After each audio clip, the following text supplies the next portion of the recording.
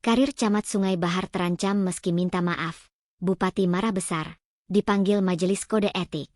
Meski Camat Sungai Bahar Agus Riyadi sudah meminta maaf kepada Drumban siswa MTSN 7 Sungai Bahar dan mengaku salah dan hilaf, namun masalah belum selesai. Sebab, Bupati Muaro Jambi Bambang Bayu Suseno alias BBS marah besar dan menyayangkan kejadian tersebut dan menilai tindakan panitia tidak bijaksana.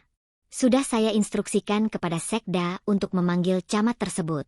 Camat harus klarifikasi terkait kejadian ini, kata BBS. Menurutnya, meski niat untuk memberi kejutan ulang tahun itu baik, seharusnya tidak dilakukan di tengah penampilan anak-anak drum band. Sebab, penampilan drum band MTSN 7 Muaro Jambi yang berantakan saat rangkaian peringatan HUT RI di Kecamatan Sungai Bahar. Panitia malah memutar lagu Selamat Ultah buat Camat Agus Riyadi. Pemutaran di tengah penampilan drum band siswa, sehingga suasana menjadi kacau. Para siswa menangis dan kecewa. Menindaklanjuti ini, Sekda Kabupaten Muaro Jambi, Budi Hartono, membenarkan bahwa pemanggilan tersebut merupakan instruksi langsung dari Bupati. Menurutnya, pemanggilan dilakukan untuk meminta klarifikasi dan keterangan dari camat terkait kejadian tersebut. Bersama Majelis Kode Etik, kita pelajari sanksi yang akan diberikan, ujar Budi Rabu tanggal 20 Agustus 2024.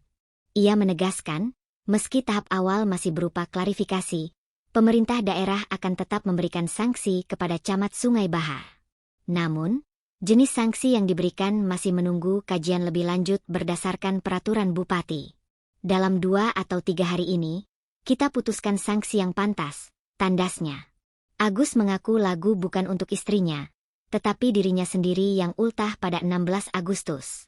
Maka dia telah menemui pihak sekolah untuk menyampaikan penyesalannya secara langsung.